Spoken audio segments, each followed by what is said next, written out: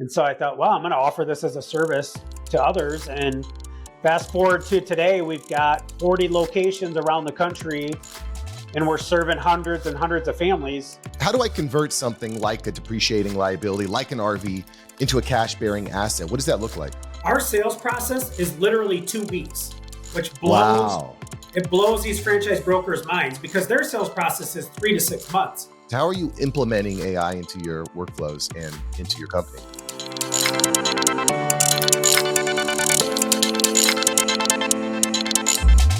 All right, boys and girls, ladies and gentlemen, dogs and cats, we're here with Garr Russell, founder of and CEO of Fireside RV Rental and author of myrealestatestory.com. And, Garr, we were just talking about what we want to talk about on the podcast, and you brought something up that I think is really important, and that's the calling, the dream that we must have to start, to create. Tell me a little bit about that. Why is entrepreneurship so important to you? So I believe that, we are born as entrepreneurs. There's a scripture that says the gifts and callings of God are without repentance. And so I believe that you are born an entrepreneur. And kind of like we were talking about there, where we decided, let's start recording right now, was COVID comeback stories. Man, there's so many entrepreneurs who lost a little, lost it all. Heck, there's a lot of people that lost their lives during COVID from mental illnesses, a lot of people that lost their marriages. And so it's just been on my heart, man, to just call specifically Christian entrepreneurs to wake up. It's time to get back into the marketplace and get back into marketplace ministry, more importantly. And two, maybe your business failed during COVID. Guess what? There's other businesses that God has inside of you that he's wanting to launch. So just that call to action. Let's get back to it, man. I do think that it's funny and timely that this topic came up today, Garr. I'm part of a men's group at church, a bunch of business leaders, and we just started reading a book called Chase the Lion. Not sure if you've heard of it. Is that Mark Batterson? It is Mark Batterson, yeah. Yeah, I've heard of that, yeah. And what the book is about is exactly that. It's like this call to create, this call to dream big.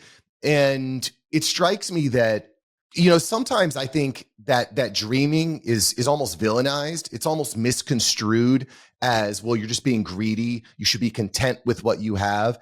But I also think that, if we're not dreaming big, we're kind of missing the mark. We're missing the special God-given opportunity that we have here on earth. Yeah, I completely agree. And it is interesting, especially in the church too, right? There's this, it's a lie from the devil that, we shouldn't be after the, prosperity gospel, and we shouldn't be after this and that. But honestly, you go all the way back to the Old Testament, and what was God always trying to do with the Israelites? He was always trying to get them their inheritance back. He was always trying to get them their land back. He was always trying to fulfill their promises.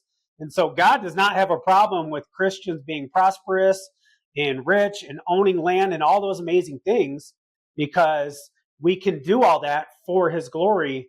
And part of that, right, starts with a dream, starts with imagination. I was talking to my kids about this during a devotion the other week, and the Tower of Babel, when God came down and confused their languages and separated them, right?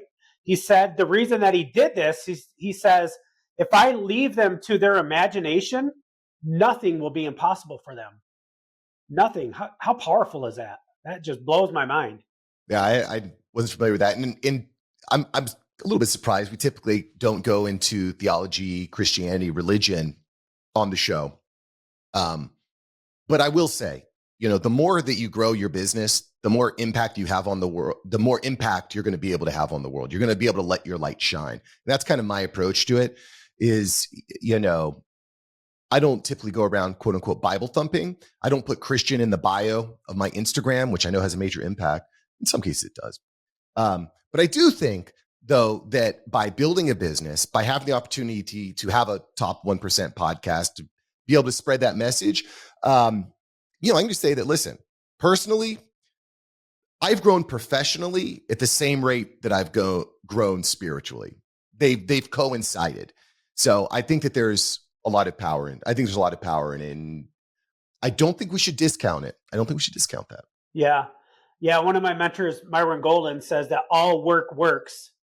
It's either working for you or it's working on you. And man, when you're an entrepreneur, uh, you're getting worked on quite a bit because you're right. You're having to grow in all these areas of sales and marketing and overcoming objections and reading your books and all those different things. And I agree with what you said too. Like my specific calling is to serve Christian entrepreneurs. Like that's my audience. And so it's important for us to understand what is our audience. So as entrepreneurs, we need to know who are we called to serve. You could be called to serve the window cleaning industry. You could be called to serve single moms. You could be called to serve, whatever it is. And that's, so yeah, a lot of my messaging is referencing back to the scriptures and stuff because that is the audience I'm called to serve is Christian entrepreneurs. Well, I like that point that, you don't need to run for president to have a major impact on the world. And Bill Gates said this, which we talked about a little bit this morning in the men's group. We overestimate what we can complete in 1 year, but we underestimate what we can complete in 10. And I really think that idea of dreaming and continually getting better and continually trying to impact the world in a positive way, it's a moving target. But as entrepreneurs, like we are dreamers. We are dreamers, baby. We're not showing up 9 to 5, taking a 1 hour lunch break, getting home and then turning off. We are always on. We are always dreaming. We are always building. And, what you're doing today isn't necessarily, I think, what you're going to be doing tomorrow, but it might just be the launch pad for what you're going to be doing tomorrow. And it's hard to see that, I think, sometimes. I think it's hard to see that. Well, yeah, like to talk about some of my businesses and probably some of your ventures and many other entrepreneurs, the businesses that we start, a lot of times they come out of pain, and then it turns it into this purposeful business. And it's something you're doing today, like my RV rental business, that literally was launched out of pain. It wasn't, I decided, I want to rent RVs is what I want to do now. So you never know, right, what the day brings. So what was that pain? To me, that's unexpected. I talked to all kinds of people developing AI apps and all these complicated SaaS marketing solutions, but I really enjoy getting back to the basics of you rent RVs. It's maybe not the sexiest thing, but you're solving a problem. So, and at the end of the day, I think that's what we do as entrepreneurs is we solve problems. Solve the damn problem.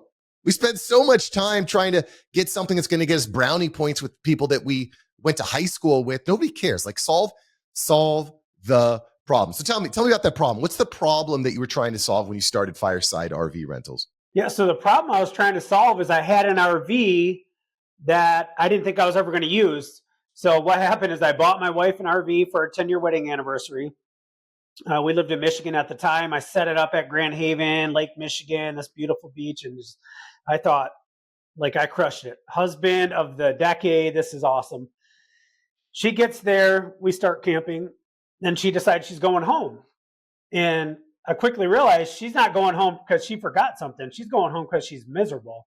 And she's not enjoying what I thought was the ultimate gift. And so there was my pain. And as an entrepreneur, literally within hours, I thought, okay, I have this RV payment. What am I going to do with it?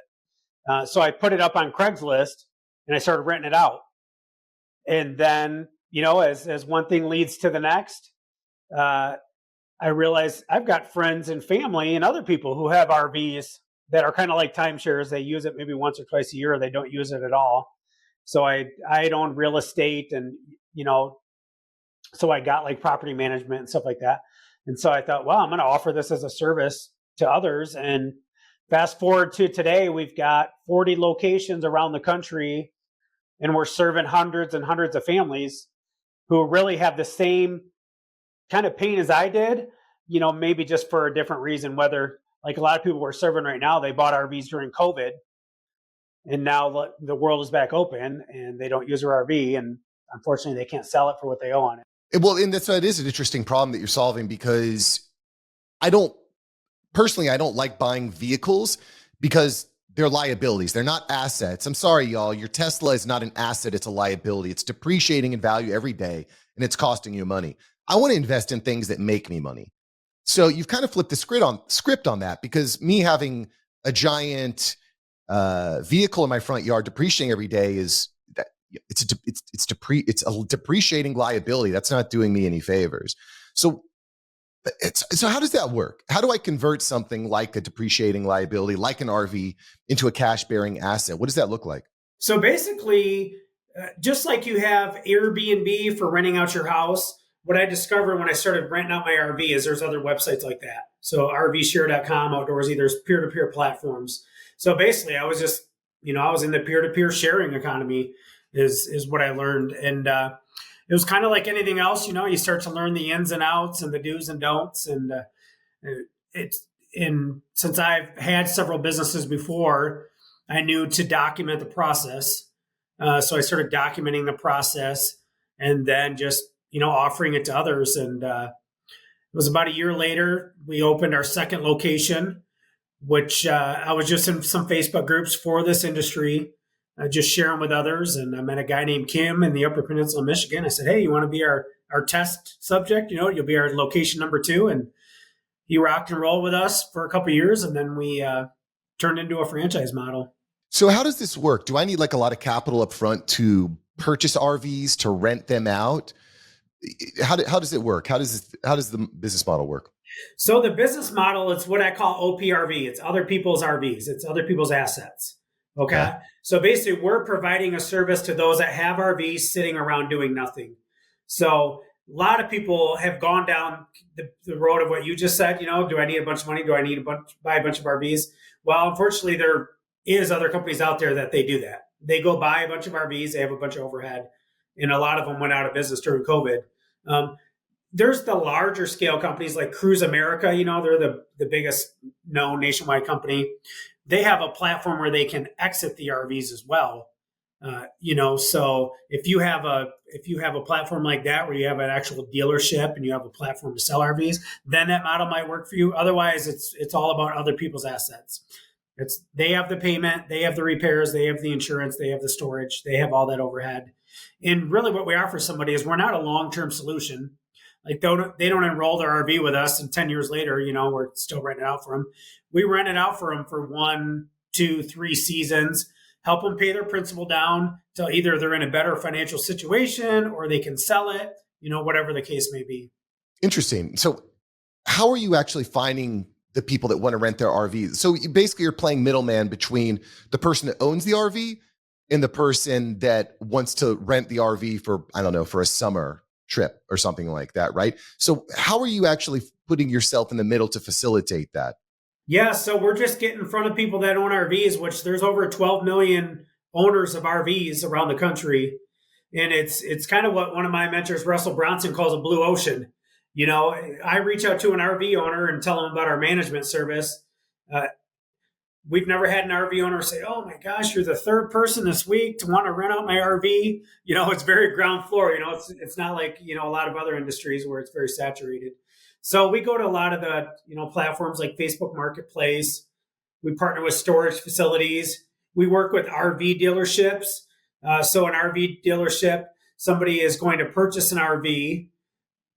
Two sides of it, really. Somebody wants to try it before they buy it. Well, then they'll send them to us so they can try the different makes and models. Or on the other side of it, somebody's like, yeah, we want to buy one, but we're only going to use it maybe 3 or 4 times a year. Then they present Fireside's management program where they say, oh, great. Well, you can enroll with Fireside. They'll show you how to depreciate it because you can depreciate it, now that it's an actual asset that, the business is renting. You can write off your insurance and interest and this and that. And so just, various outlets like that we partner with. And you're running off a franchise model. So if someone is saying, hey, this sounds like an interesting opportunity, they want to dive in, you're laying out all the frameworks.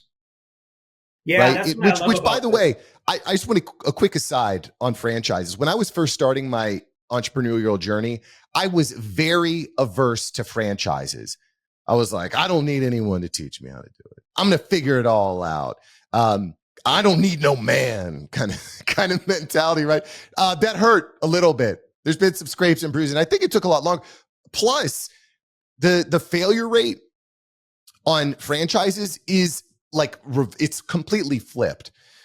For an entrepreneur, starting from scratch, the failure rate is something like 80%, where in franchises, I think it's like 7%, something like that. So the success rate is a lot higher, so I've kind of come around on franchises, by the way. I just want to put that out there. I've come around a little bit on franchises. I'm not averse to them. I think it's actually a way of mitigating risk. So anyway, I just want to put that out there. Oh yeah, I completely agree. A couple points on that. I just did a video a couple weeks ago where I compared a college degree to purchasing a franchise. You spend 50 grand on a college degree or you buy a franchise. Colleges, they don't track you 6 months, a year down the road. The professor that's teaching you most likely never even owned a business. The franchise world, on the other side of it, I'm just completing my yearly FTC audit. Like literally, I have to show them my books. I have to tell them how many franchises have opened, how many franchises have failed, why have they failed. I have to do this every year with the Federal Trade Commission. So yeah, literally, like you said, you're literally cutting a check for pretty much guaranteed success. The only rate you're really going to fail is if you don't do the work. And that's something that really God put on my heart to do. I didn't want to become a franchise because I kind of felt similar to you. Like, first of all, the process takes forever, costs 6 figures to do it. It's, you end up with a several 100-page document. But the beauty of it too, which like we're seeing a lot in the world today, is mentors and models.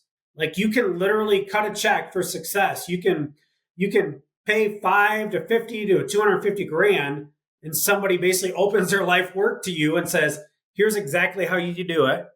And we're going to jump on Zooms every other week, and I'm going to coach you and mentor you. Oh, and here's our mastermind community. Oh, and here's the meetups that we do.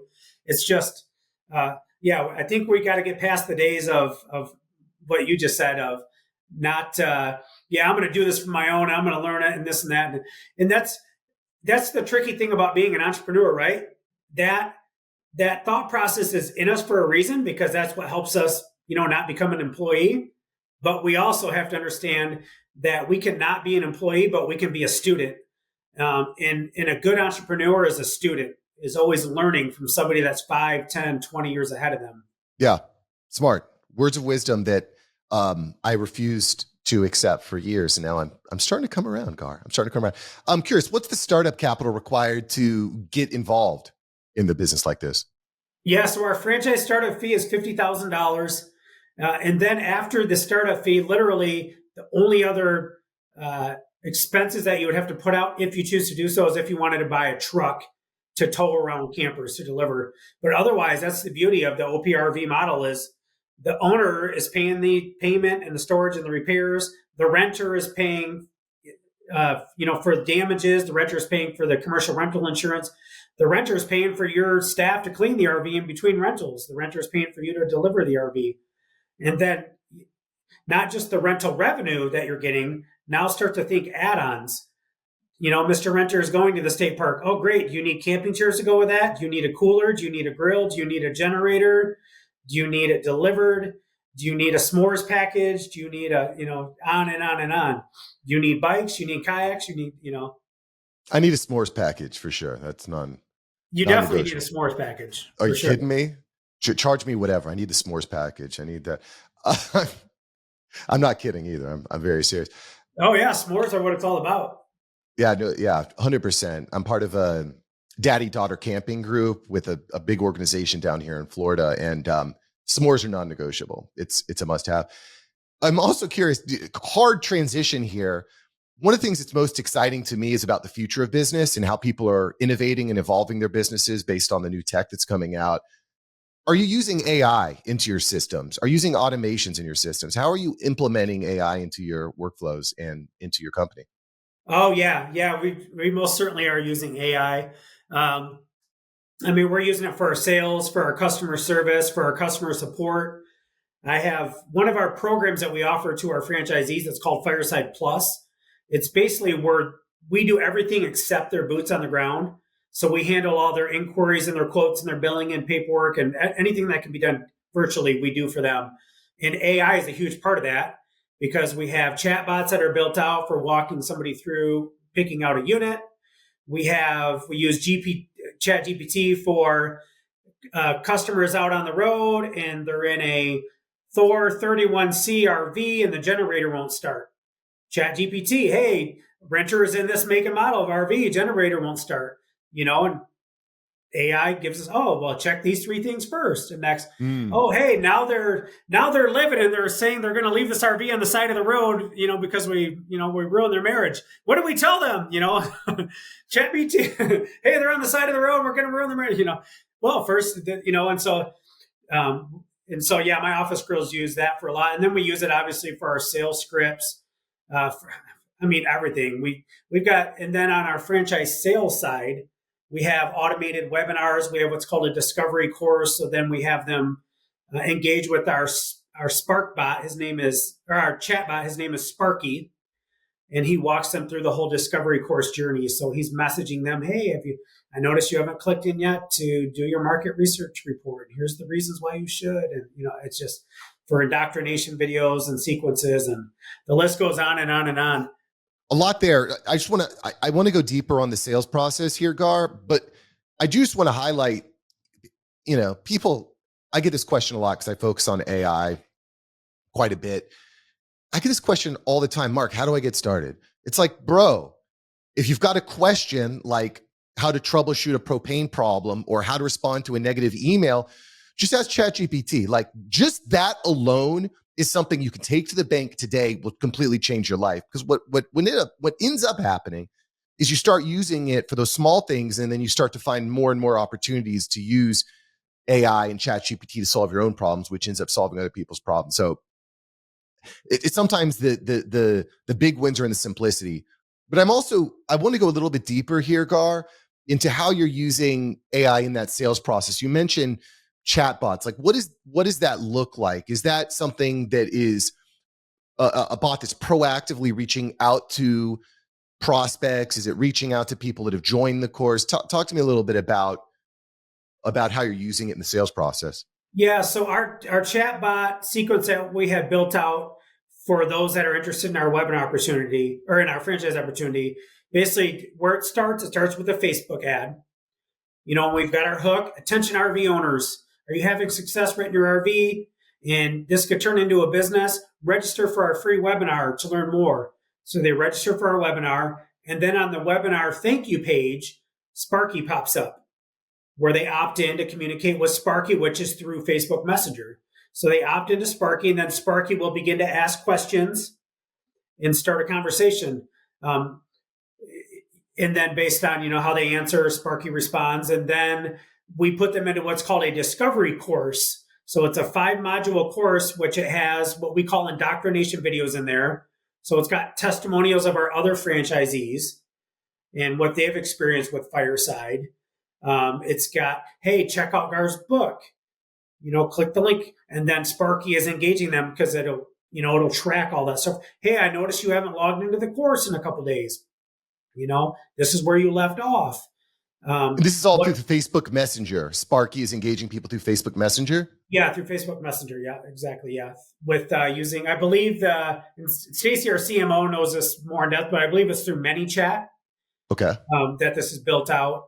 And then, yeah, it's engaging them and, and re-engaging them and pushing them through the sales process. And that's one thing that we've noticed, especially with the franchise world, it's so outdated. The sales process is like months and months and months. And it's like, hey, fly here for a discovery day. And then, hey, come to this franchise expo. Our sales process is literally 2 weeks, which blows these franchise brokers' minds because their sales process is 3 to 6 months.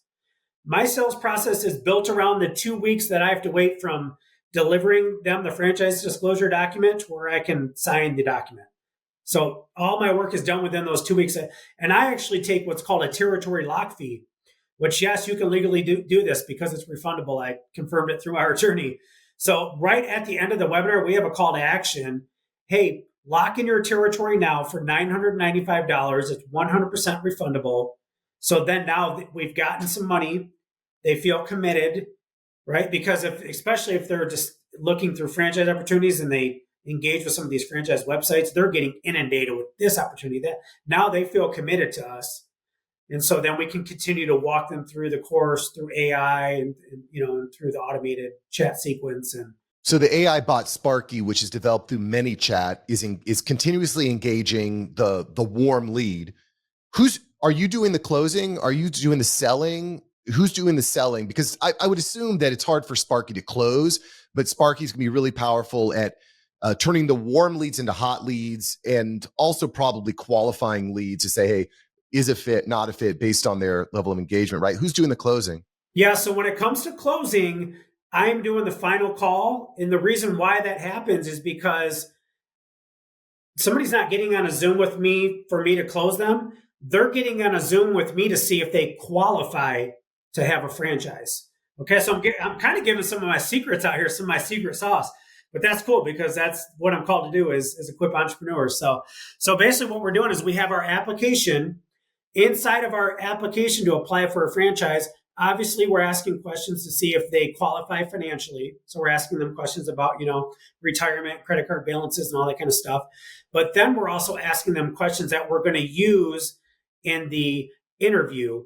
So in the final interview, like my first question in that final interview is, say we're sitting down a year from now having a coffee, and you're saying, Garr, man, I'm so glad that I enrolled with Fireside. It was a great year. I say, what has to have happened within that year for you to feel that it was a success? Okay. And then I just let them talk and talk and talk. And this is where salesmen mess up. We want to talk. We want to pitch. We want to present. We want to close. No, they're actually closing me on why I'm going to pick them to be a franchisee. But really more importantly, what they're doing is they're actually closing themselves, right? Because we believe everything that we tell ourselves, where if I'm talking to you as a salesman, you're looking at it through the lens of everything I'm telling you is a lie. And, oh, yeah, sure. Yeah. Oh, yeah, sure. That's the case. But no. And I actually have a thing on my wall here behind me, confidence. And it's broken down into two words, Latin word con and fide. And basically it means with confidence. And inside that word confidence, Myron Golden teaches on this, says we're the only person that's ever heard every lie we've ever said or told. So if we're talking to ourselves, we're the best person at selling ourselves because we can even sell ourselves on the lies we've told ourselves. Wow. So when we're asking these closing questions, so then after I let them paint this picture of what success would be like, then my next question is, wow, that's really good. Why haven't you had that yet? And now they have to justify to me and themselves why they haven't been able to reach that success yet. And what's going to happen is they're going to say, well, I haven't had a mentor like you. I haven't found a business model like yours. So they're basically telling me, hey, why it hasn't happened is because I've tried to, right, go back to what we're talking about earlier. Why this hasn't happened is because I've tried to do this on my own and it hasn't worked. But we're allowing them to bring themselves to that realization on their own. And then we say, well, if we selected you, how do you think all the things that we have, the systems, tools, processes, and community in place would help you achieve that goal? And then they're going to tell me and themselves at the same time, well, because Garr, you have a proven system. You have 40 locations around the country. You're a successful entrepreneur. So we're literally helping them overcome all the internal, emotional, rejection, fear of failure, case inside their mind. So that last call, that's why it's me, because they need to talk to the head honcho about why they're actually going to contribute to Fireside and be a success because they're going to plug into our proven system. Brilliant. I appreciate you sharing that secret. That's what we do here on this show. We get the secrets out. We pull them out. This is some secret stuff right here. I've never shared this before. Secret stuff. Well, thank you, Garr. Thanks for being so transparent and upfront. As Gary Vaynerchuk says, give your best stuff away for free. The rest comes next. And just a side note on the selling, 100% right in that the more you listen, the more you sell. And another really cool AI tool, just to share, is a tool called Avoma. It's a Zoom assistant, basically. And it records an entire Zoom call. And at the end, it will track all sorts of interesting stuff, including who does the most talking. And I was reviewing some of my personal sales calls. I was kind of auditing myself. I found that I was speaking about 55 to 60% of the time. And I was like, I had no idea. And so I started, it helped me to make this kind of like mental shift to doing more listening and question asking. I'm down to about 30% of the speaking. I'm still working on it. So anyway, kind of a cool tool. That's funny because that's what really helped straighten me out was my business partner, Stacy.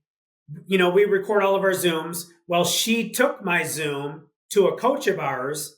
They analyze it together. And it was kind of cool because I got trapped.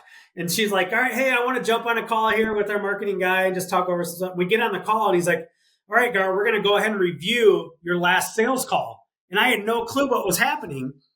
And that's where he taught me some of these things I was doing wrong. And the biggest thing was I was talking too much. So good. So it's sometimes the most obvious, simple things, Yeah. So it's nice to get blindsided too. Be like, all right, we're going to go over your deepest, darkest secrets and fears right now. Oh, yeah. I was so proud of her because that is not her personality. She was probably trembling on her side, like, oh my gosh, I hope you don't get mad at me. But I was excited. I'm like, Stacy, that's awesome. I'm totally busted. Let's do this. So fun. So good. So good. Well, Garr, again, thanks for joining the show here today. We've been talking here today with Garr Russell, founder and CEO of Fireside RV Rental. You want to work with the best. You want to grow a nice business. Garr is definitely the man, I can tell you, just by getting to know him here over the past half hour, and by looking at his resume. And Garr, before I let you go here, your book, we can get that at myrealestatestory.com. What's going to be the main takeaway I get from your book at myrealestatestory.com? So basically what the book is, it's my struggles, my successes, my failures, fun times. It's the whole story, right? A lot of times as entrepreneurs, what do you hear? You hear the pinnacle, right? Well, how did you get to your success? And then, oh, I did this and that, blah, blah. But you don't hear the junk, which we need to share, or we call in the church our sin, right? Our struggles is people don't share those, they don't share those. So that's the main thing that you get is, guess what? It's okay to fail because you're not actually failing, you're learning. I say you're either winning or you're learning. There's no such thing as failure. And so I talk about that in my different, mistakes that I've made, my COVID comeback that we kind of talked about earlier, how during COVID, I got crazy sitting around drinking all day, thinking my businesses were good and I'm just going to be a hermit. And I made some big mistakes and how God used those to teach me and educate me and bring me to where I'm at today. So it's just a real raw story of my entrepreneurial journey that should encourage others. Dig that. And frankly, that's what I want to get when I pick up a book. If I pick up a book and it's just reading me off a list of like what I need to do, I'm not into it. Start your book with a story, people. Start your book with a story. All right, cool. Anyway, we've been talking with Garr Russell here, founder and CEO of Fireside RV Rental. Links below. Garr, thanks for joining the show. Yes, sir. Thanks for having me.